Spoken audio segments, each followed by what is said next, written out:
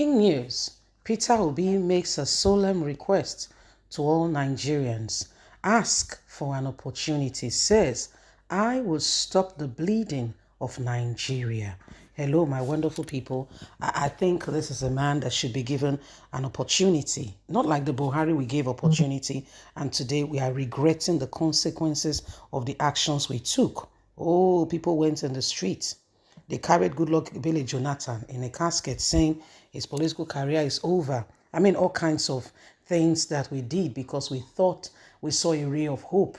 I mean, you will not really blame the people who have seen corruption at its peak. We thought we've seen it all, but guess what? It was a tip of the iceberg. What we see today, oh dear, we didn't know that that was child's play. Now this is the real deal.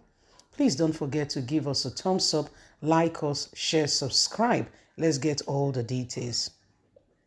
The presidential candidate of the Labour Party for the 2023 general election, Mr. Peter Obi, has vowed to stop the bleeding of the country if elected in 2023. Obi stated this at a one-day international consortium in Port Harcourt organized by the Christ Church for the presidential candidates of the different political parties with the theme, What Do Nigerians Want?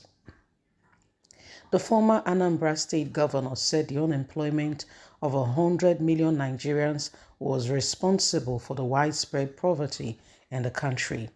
He said that a country that turns its people into poverty would be faced with crisis, unemployment, and insecurity. There is no way you will have 100 million people living in poverty and you will not have crisis. We have more people living in poverty than China and Egypt combined, a population of 15 billion.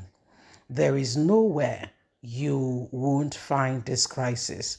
We are going through with 35 to 40% unemployment rate when compared to the 120 million who are supposed to be working in Nigeria today. Only 40 million are gainfully employed. We have 80 million people who are supposed to be working in the country but are not working.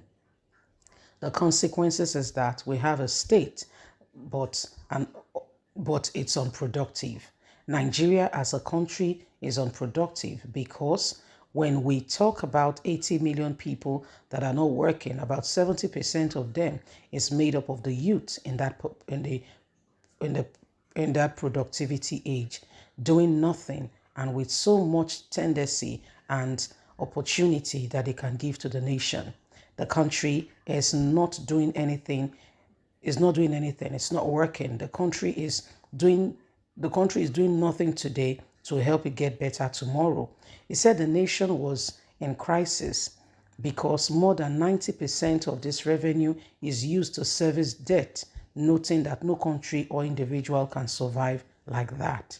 Last year, virtually all the money we spent was borrowed in the first 5 months of the year. Our total revenue was 184 trillion naira. We spent 1.8 trillion into servicing debt. So a total of 200 million people was left with 45 billion, he said. Peter Obi said the country needed to be taken back from where it was now, and then we must bring things back in order. He promised to stop the bleeding of the country if elected in 2023. He said any money borrowed by Nigeria would be used for investment, adding that our country has to move from shared formula to production formula. We are not productive because our factories are not working. We need to bring back the country to focus on our micro small businesses to be able to support them, and it's not difficult. We need to do something to power. If we get it right and start borrowing for investment, that is when we start pulling people out of poverty. Then they will be employed in this investment and investors when they come around out of poverty and reduce the criminality, the crime rate in the country. Another is our education. Human capacity is very low and is unacceptable. We are not 152 out of 158 human capacity development, Obi has said.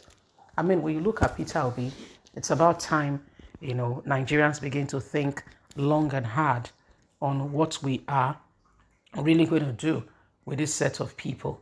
What are we going to do? Are we going to be quiet and do nothing? Are we going to be quiet and do nothing with the current spark of insecurity and all that is happening? Are we going to be, are we going to say, none of these things is really a concern to us? So every one of us have got a duty to shine forth and to honestly, rise up to ensure that we do not allow ourselves to become, used. Okay, so this is what is happening right now. Every one of us must rise up. Get your PVC. Peter Obi can never be elected if you don't vote, if I don't vote. Every one of us have one single vote. You have a vote. I have a vote. It's called a collective working. If you ignore your position, I ignore my position, we do not speak the truth, guess what? He will never be elected. Why the other people who have people who will vote for them will get elected? It's as simple as that. It's as simple as that. No one person can make it work. Not one person. Every one of us must see to it that we stand for what is true. Every one of us must ensure that we stand for what is right. Every one of us must ensure we vote for the right candidate. We cannot afford to dabble between opinions. We must choose. We must choose. So, my wonderful people, what are we going to do?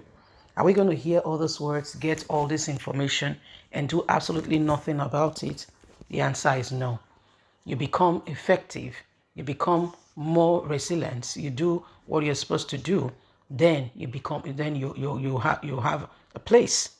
Okay. And now the place we're talking about is not for one person. It's not for one person. It's for every one of us to stand for what is true. The place we're standing for is for you, I, every one of us to stand up and defend the truth and stand up for what is right. Where our roads are not a death trap. Our hospitals are true places where people can go and get right, meaningful consultation that could potentially bring, real healing, in terms of doing what they should do. Please don't forget to give us a thumbs up, like us, share, subscribe. God bless. Have a fantastic and a lovely day. From us, it's bye for now. Bye.